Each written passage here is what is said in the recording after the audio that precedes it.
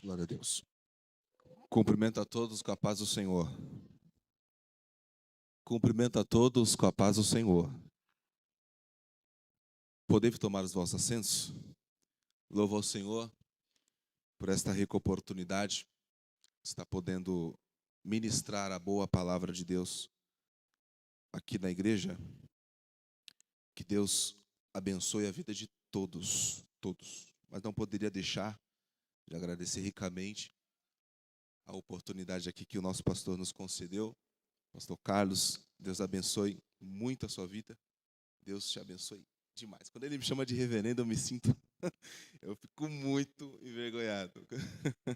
Que normalmente ele é o nosso reverendo aí, né? Deus abençoe a vida dele. Tem sido, nesse pouco tempo que a gente está junto, um exímio pastor. Eu só tenho boas coisas a dizer. Amém? Quero deixar um texto bíblico que se encontra em Lucas, capítulo 22, versículo 40.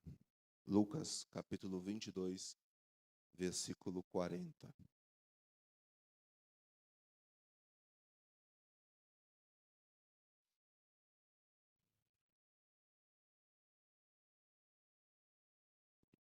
Louvado seja Deus. Deus é bom. Se o irmão quiser fazer um fundo, pode fazer. Lá. Se quiser tocar, pode tocar. Bom que dá um... Lucas, capítulo 22, versículo 40. Evangelho de Jesus Cristo, segundo escreveu Lucas, diz assim: E quando chegou àquele lugar, disse-lhe: Orai, para que não entreis em tentação. E apartou-se deles cerca de 1 tiro de pedra, e pondo-se de joelhos, orava, dizendo: Pai, se queres, passa de mim este cálice. Todavia, não se faça a minha vontade, mas a tua. E apareceu-lhe um anjo do céu, que o fortalecia. E posto em agonia, orava mais intensamente. E o seu suor tornou-se como grandes gotas de sangue que corriam até o chão. Amém. Só até aqui. Louvo ao Senhor, Deus, por todas as oportunidades que o Senhor tem dado, porque acabamos de ler até um texto da Bíblia Sagrada, um texto bíblico. E esse é um dos textos mais lindos, que eu posso dizer, que eu considero como um dos textos mais belos que nós encontramos na passagem de Jesus nesta terra. Até pela sua importância, até porque daqui a gente consegue entender qual que era a prioridade de Jesus, ou uma das suas maiores prioridades. O texto que nós lemos, na verdade, nos fala sobre uma passagem de Jesus sobre um monte que ele costumava orar. Então ele já passou por ali algumas vezes, o Monte das Oliveiras. E ele costumava subir aquele monte, porém em situações diferentes. Jesus subia ali, provavelmente orava, e as suas orações eu não posso aqui decifrar, mas provavelmente agradecia por tudo que o Senhor Pai estava fazendo, agradecia por tudo que o Senhor Deus fazia, pelos milagres, até porque Jesus operava muitos milagres. Jesus, ele foi um alívio para aquele povo. A igreja está me ouvindo bem? Diga amém. Amém. Até porque Jesus, ele foi um alívio para todos aqueles judeus que há muito tempo não viam e nem desfrutavam de uma boa palavra, uma palavra verdadeira, e também não viam milagres. E é por isso que uma multidão o cerca por onde ele vai. O povo está carente, as pessoas estão precisando ver e ouvir uma palavra verdadeira, até porque naquela época a religião estava totalmente corrompida, podemos dizer destruída, porque o Império Romano, quando assumiu toda a Palestina, eles foram muito inteligentes para tentar se infiltrar no povo e tomar, não somente de forma guerreira, mas também a mente de todos aqueles judeus. eles se infiltraram na religião por entenderem que os judeus, eles eram tradicionalistas e muitos religiosos. E é por isso que Herodes, ele reconstrói o templo, transforma esse templo mais de um comércio do que um local de adoração, mas reconstrói o templo. E deixa o povo adorar lá dentro, vender suas coisas e fazer o que eles querem. Eles até para tentar se infiltrar melhor ainda, eles nomeiam Caifás como sumo sacerdote daquela época.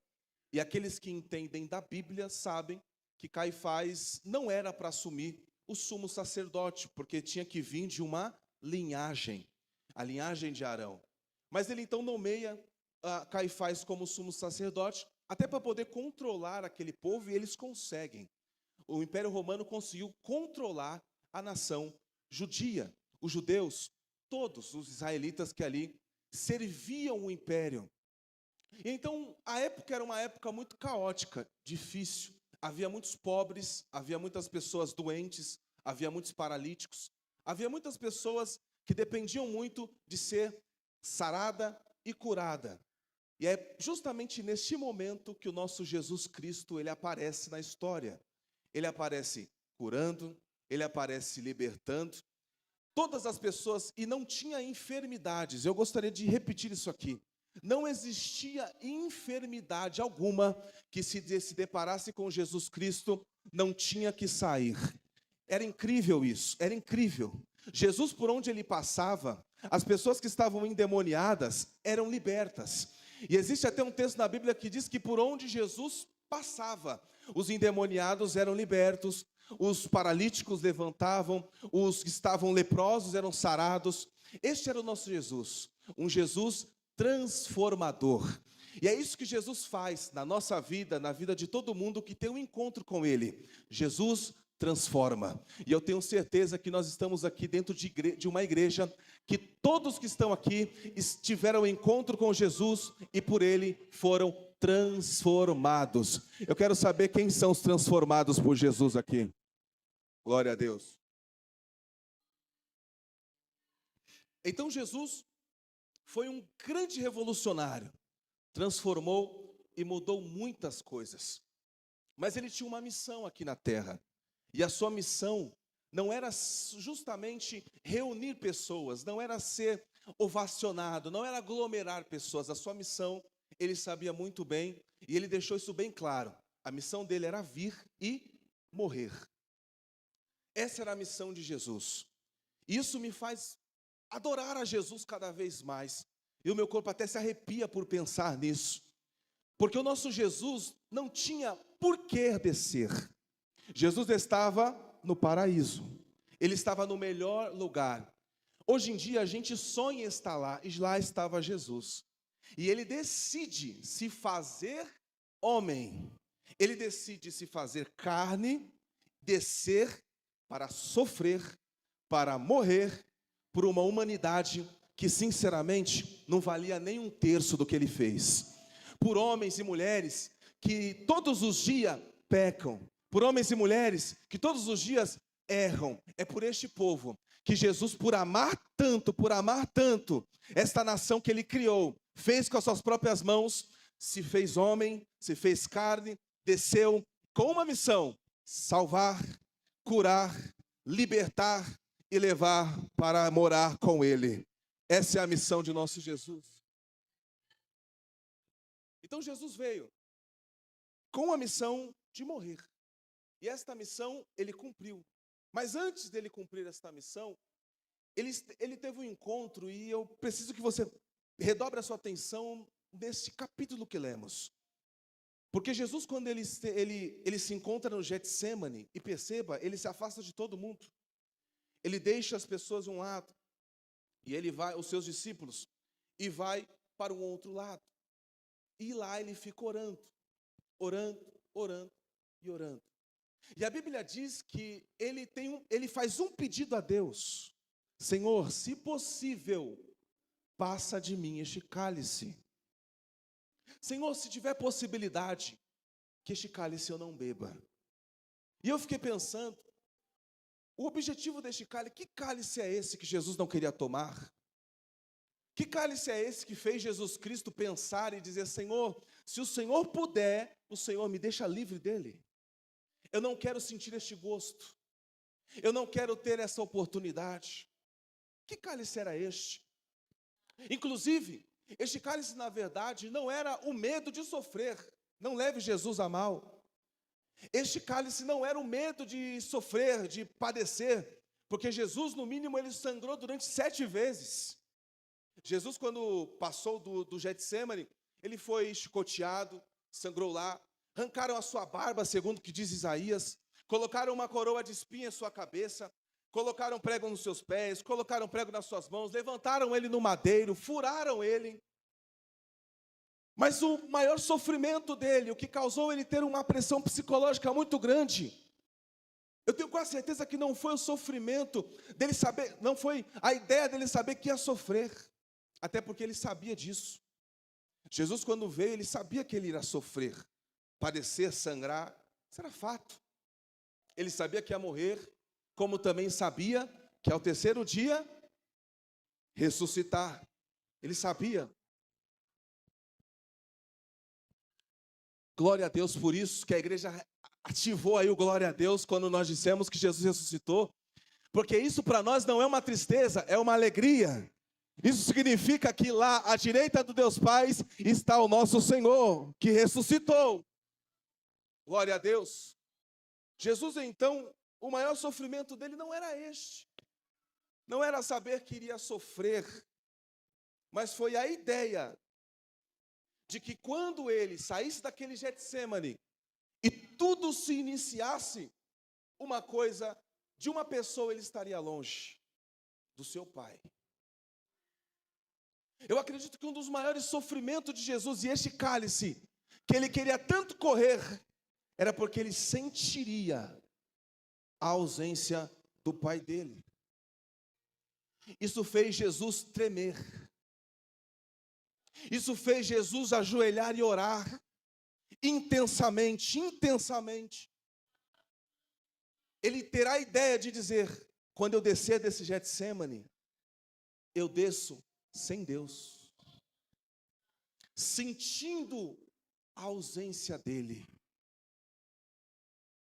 Isso aqui nos ensina uma coisa magnífica. Eu vou ser breve, mas isso aqui nos ensina uma coisa magnífica. Na onde estava a importância de Jesus. Jesus não tinha medo de sofrer. Jesus não tinha medo de morrer. Jesus não tinha medo de ser apedrejado. Jesus não tinha medo da coroa de espinhos. Jesus não teve medo das chicotadas. Mas o medo dele foi ele perder a presença do Pai. Senhor, passa de mim o cálice de estar longe de ti. Senhor, passa de mim o cálice de perder a sua presença. Porque para mim o que mais importa é isso, é a presença de Deus. Tem vezes que eu ando em alguns lugares.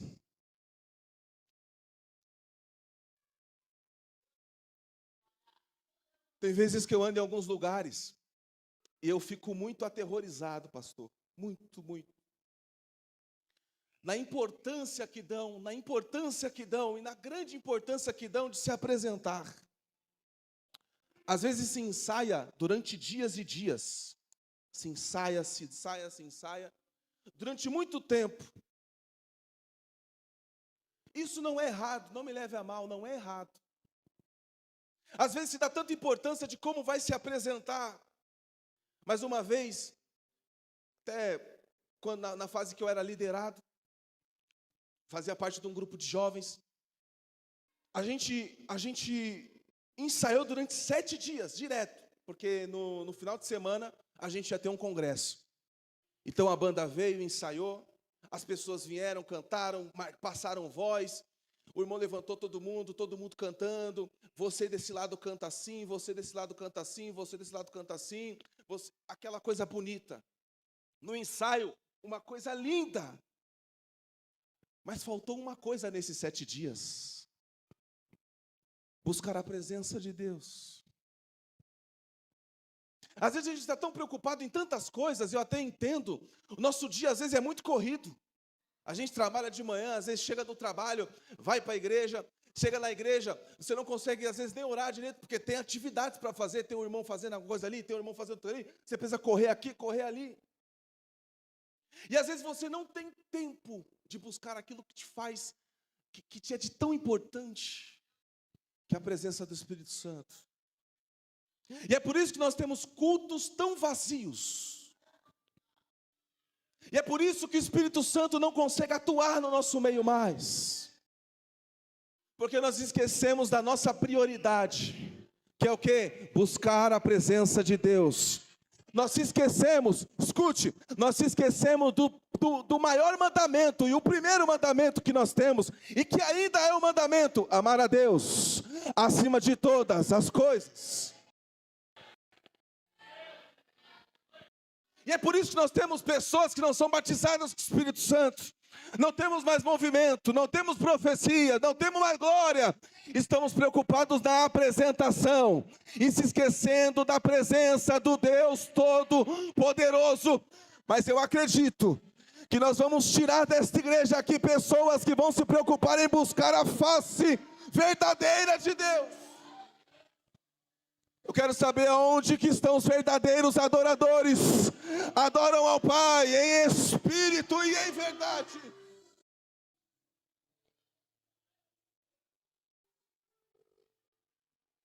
Nós podemos cantar bonito, nós podemos fazer tudo lindo, mas se não tiver o Espírito Santo na festa, se não tiver o Espírito Santo no meio da igreja, é vazio, é frio, e assim Ele quer entrar no nosso meio. Ele quer entrar. Ele quer entrar no nosso meio. Ele quer entrar no meio dos jovens, no meio dos adolescentes, das irmãs. E uma coisa eu aprendi, que aonde o Espírito Santo está, existe movimento. Desculpa para quem não acredita, mas eu creio ainda que falar em línguas estranhas ainda é um sinal de batismo. Desculpa. Eu ainda acredito que para você ser ungido alguma coisa, primeiro você tem que ser batizado com o Espírito Santo. Rodabara Xandaracé. Eu estou sentindo o Espírito Santo aqui nessa noite nos cobrando. Eu estou sentindo o Espírito Santo aqui nessa noite nos cobrando, dizendo: cadê aquela irmã que orava? Vai parar de orar, vai parar de me buscar, não se esqueça da minha presença. Uripicandaravasséria. Aleluia. Elemancho baracé candaravassé. Oh, aleluia. E o Espírito Santo, Ele quer nos encher.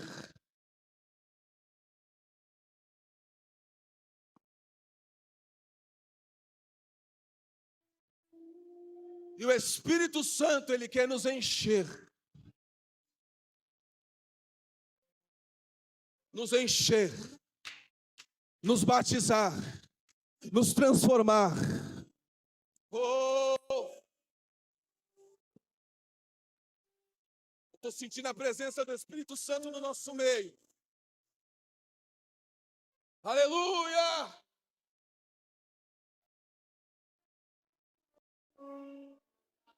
Escuta, e uma das maiores preocupações de Jesus era esta: a presença de Deus. Não dá para ficar longe. Não dá para ficar longe. Não dá para ficar longe. É, Senhor.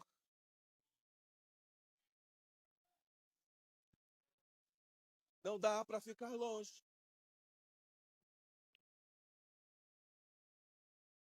E aqui estava. E a Bíblia diz que Jesus começou a suar sangue. Preste bem atenção nisso aqui. Jesus começou a suar sangue. De tamanha pressão e tão intensa estava a cabeça dele e a mente dele. Porém, antes dele descer daquele Getsêmani, a Bíblia diz que tinha um anjo ali, que o fortalecia. Na verdade, isso daqui era uma resposta de Deus para Jesus. Porque Jesus estava dizendo: Senhor, seja feita a sua vontade. Mas se puder passar de mim o cálice, passa. Porém, tinha um anjo ali perto dele. E a Bíblia diz, e este anjo o fortalecia. Dizendo para ele, na verdade respondendo ele, dizendo: olha, não vai dar para passar o cálice. Não vai dar, tá? Não vai dar para passar este cálice, Jesus. Mas eu vou te fortalecer para aguentar. Oh, glória a Deus. Você vai ter que passar por esta luta, por esta prova. Mas eu vou te fortalecer. Porque no meio dessa luta e dessa prova, você não vai desistir. Eu estou vendo Jesus falar nos nossos corações aqui hoje. Que no meio desta prova, deste problema e de tudo que você vai enfrentar, você vai estar fortalecido para aguentar os açoites, para aguentar a ausência, para aguentar tudo. O Espírito Santo acabou de falar ao meu coração aqui que entrou pessoas por estas portas, já cabisbaixo, pensando em desistir, pensando em largar tudo. Talvez este você anotou como seu último culto. E o Espírito Santo te trouxe aqui para ouvir justamente isso. Eu vou mandar um anjo descer, e este anjo vai te fortalecer. Não vai dar para te livrar da prova, não vai dar para te tirar da prova, mas eu vou te fortalecer, para você aguentar passar por ela, e nos vemos na linha de chegada. O Espírito Santo está renovando vidas aqui hoje. Quem acredita nisso? Faz um favor para mim, pega na mão da pessoa que está do seu lado e dá uma chacoalhadinha dela assim, ó. Vai lá, não vai matar não, chacoalha assim, ó. Isso, chacoalha. Diz para ela: Jesus te trouxe aqui para isso.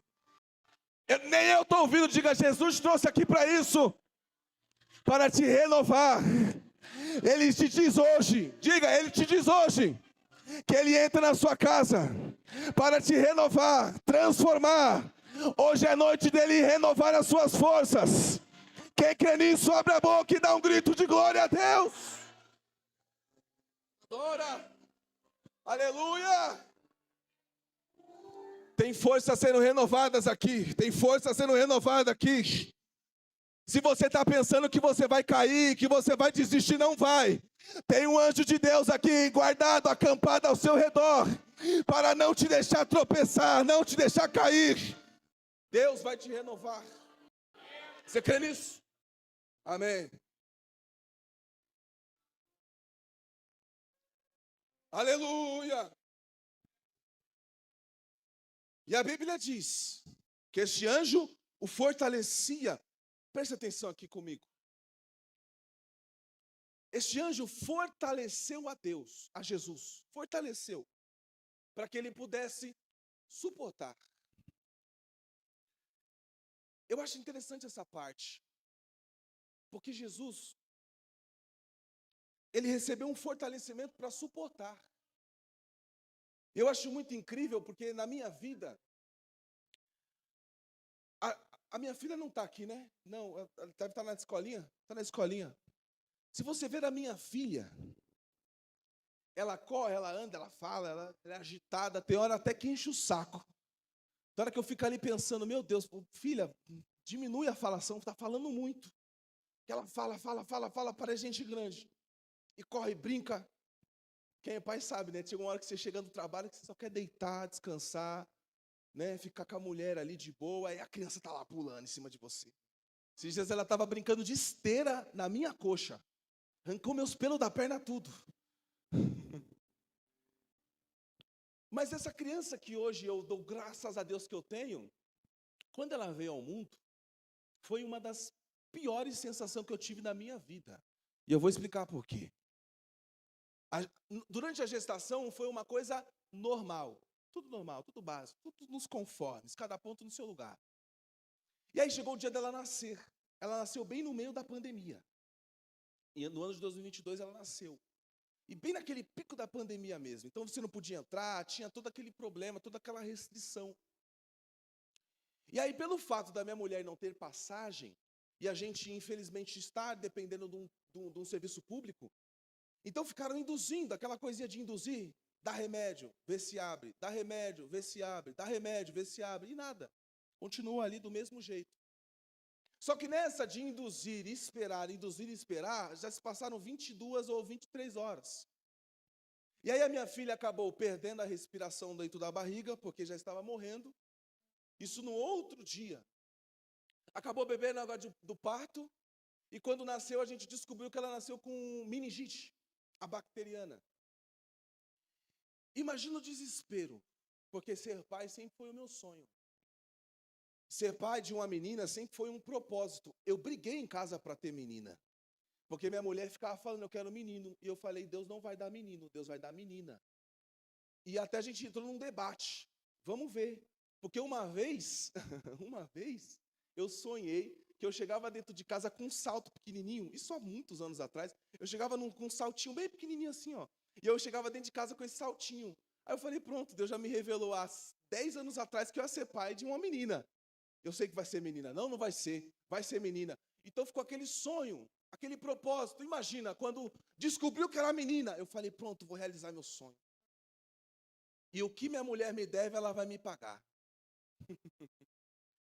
Então ficou aquela coisa, aquele sonho, aquele plano, aquela coisa maravilhosa. Mas aí no dia que ela nasceu, que eu fiquei sabendo de todos os probleminhas que ela teve, aquilo me derrubou. Porque eu falei, minha filha vai morrer. Eu tive uma irmãzinha bem pequenininha que morreu com meningite. Ela já tinha uns 6 meses ou 7 meses. Eu era muito bebê ainda, era muito criança, na verdade. E ela morreu com meningite. Aí começou aquela falação. Ixi, vai ficar sem ver. Ih, vai ficar sem ouvir. Ih, vai morrer. Ah, mas ela está com probleminha respiratório. Ixi, ela pode, no amanhã, ela precisar de respiração auxiliar. Ah, ela teve um probleminha disso, bebeu água de parto, ela vai ficar louca. Ela vai ter isso, ela vai ter aquilo. E os exames que era feito, os exames que ia sendo feito, só ia piorando. Porque ia aparecendo coisas e mais coisas. Tem uma bactéria não sei na onde ali, tem uma bactéria não sei do que. Ela passou a noite toda tendo febre, ela teve isso, teve falta de respiração, teve falta de oxigênio, teve isso, teve aquilo. E aquilo foi enchendo o coração, que eu não sabia mais para onde correr, que eu ficava, meu Deus, o Senhor me deu e o Senhor vai tomar. O Senhor vai levar minha filha. O Senhor vai levar ela. E aí, e não foi um dia, não foi uma semana. Foram praticamente um mês de piora. Piorando a cada exame piorava. Eu falei, meu Deus, o que eu faço, Senhor? Eu já estou orando. Eu já estou pedindo, Senhor. Eu falei, quer saber? Eu vou subir um monte. Eu subi um dia, subi 2, subi 3, subi uma semana, subi no sábado, subi no domingo. E só piorava. Falei, Senhor, amém, Senhor. Senhor, se o que tiver para vir, só me fortalece. E aí eu já estava esperando a notícia. Mas eu lembro até hoje que teve uma segunda-feira que eu fui subir no monte, só tinha eu. Estava até chovendo. Aquele dia, quando eu cheguei naquele monte, que eu falei, Senhor, envia um anjo lá na minha filha, Senhor, cura ela, Pai. Aquele dia, Deus me deu uma visão. Que naquele dia eu vi como se fosse um círculo de fogo em volta dela. E uma luz que brilhava muito forte de dentro da onde ela estava. E aí ela foi envolta naquele fogo e uma luz que brilhou. E aí eu desci daquele monte cheio de fé. Desci daquele monte falando, hoje Deus curou a minha filha. Deus curou a minha filha. Deus curou. E aí na terça-feira ela tinha um exame para fazer, aí fez o exame. Olha, aquele exame que a gente fez do ouvido dela, olha, não deu nada. Ela vai ouvir normalmente. Aí na quarta-feira tinha um exame de vista. Olha, a gente fez exame de vista, não deu nada. Ela vai enxergar perfeitamente. A gente fez o exame na cabeça dela. Então hoje minha filha anda, minha filha fala, porque Deus me fortaleceu no meio da prova. Ele não me livrou, mas Ele me fortaleceu para orar, para jejuar, para buscar. E assim o Senhor vai fazer na sua vida. O milagre vai chegar, a cura vai chegar, mas Deus vai te fortalecer para suportar o processo. Quem crê nisso, dá um grito de glória a Deus. Se ponha de pé, por favor. Oh, aleluia! O Espírito Santo acabou de me dizer que Ele está liberando cura aqui nessa noite. Você que tocou nele, Ele te diz, está saindo de mim virtude, virtude, virtude, virtude. Tem cura para você hoje. Até aqui você suportou. Agora daqui em diante, se prepara para cantar o hino da vitória. Eu estou profetizando aqui, quem crê nisso? Eu profetizo que Deus vai te dar tanta força, mas tanta força, que você vai sair daqui hoje marchando, lutando, guerreando. Satanás não vai parar na sua frente. Tem renovo de Deus, renovo de Deus. Sara, canta um louvor.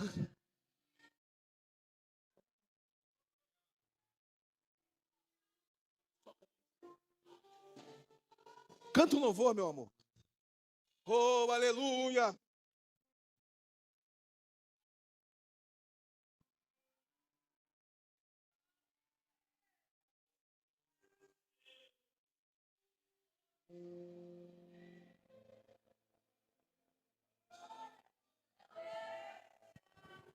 Escuta, antes da Sara começar o louvor, deixa eu fazer aqui, eu não podia sair daqui sem isso. Eu lembro muito bem o dia que Deus colocou no meu coração essa causa. Existem dois tipos de pregadores, vamos dizer assim. Tem aqueles que estão pelas coisas do Evangelho, que ela nos proporciona. Às vezes dá dinheiro, às vezes dá luxo, às vezes dá um carro, às vezes dá uma casa, às vezes dá uma condição financeira boa. Essas são as coisas que o Evangelho às vezes nos dá. Mas existem outros tipos de pregadores que não estão pregando pelas coisas, mas está pela causa. Sabe a diferença disso? Então existe a causa de tudo. Eu não poderia sair daqui sem falar para você que existe um Espírito Santo que batiza. E uma das suas maiores vontades é te batizar com o Espírito Santo e com fogo.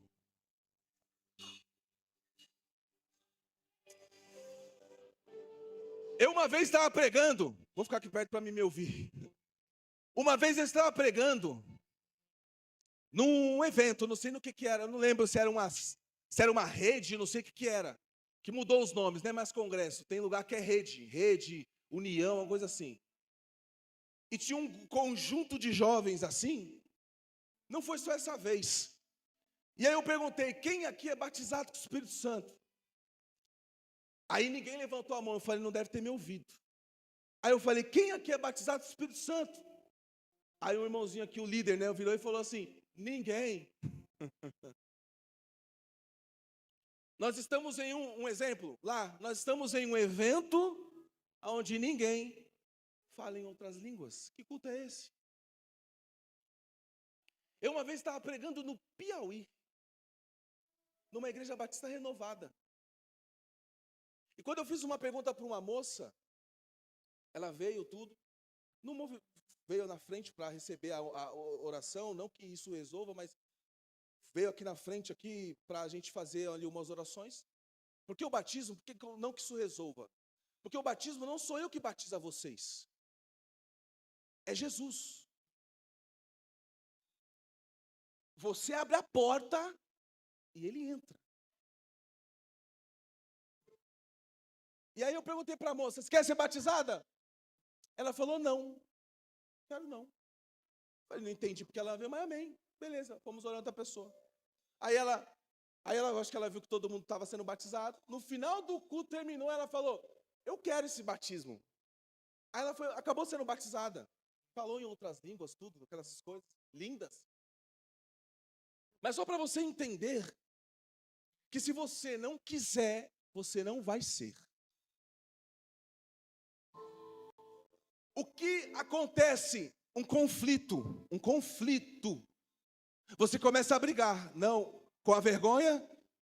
Ah, mas meu amigo está aqui. E aquela coisa. Ah, não, aquela irmã. Ai, meu Deus. Fica aquele conflito, aquela briga. Isso atrapalha. Você precisa se desconectar da terra. Outra coisa, a pessoa fica se perguntando, é do diabo. É do inimigo. Nem tem como ser o diabo.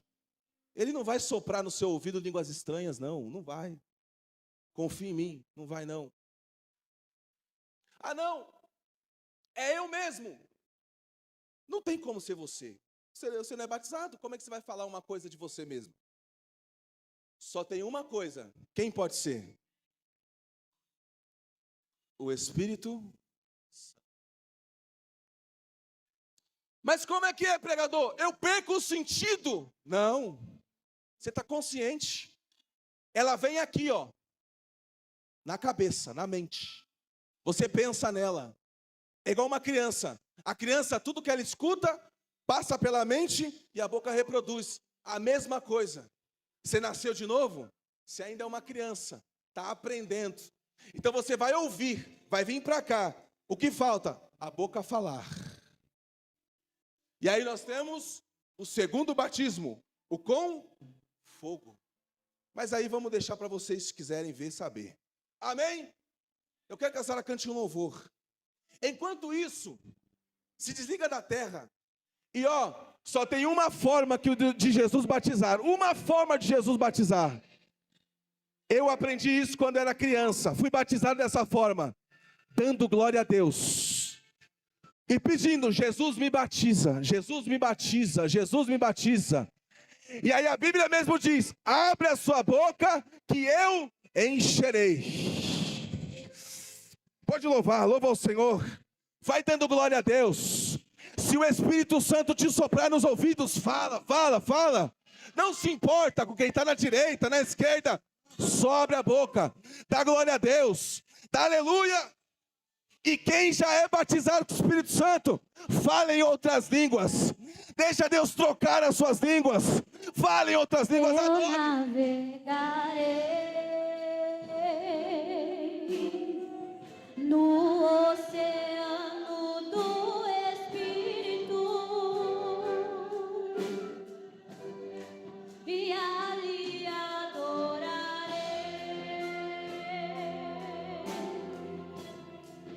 ao Deus do meu amor. Eu quero ouvir os batizados. Eu adorarei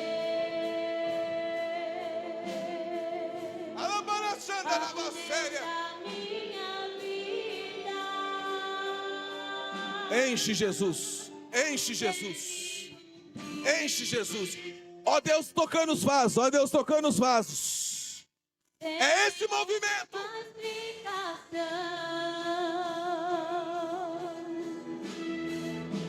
Espírito,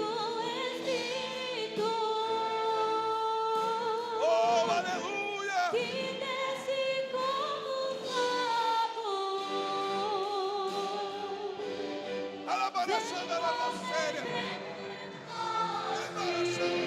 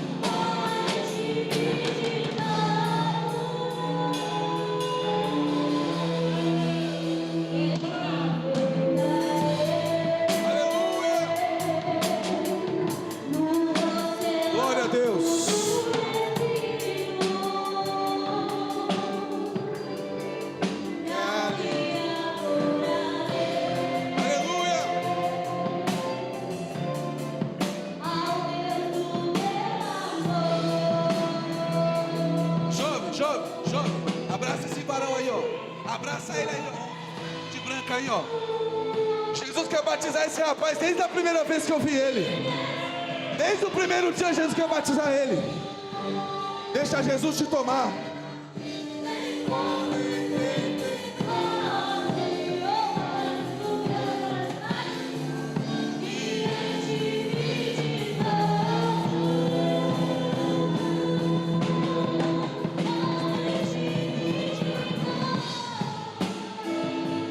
Amém, amém. Glória a Deus. Aplaude a Jesus.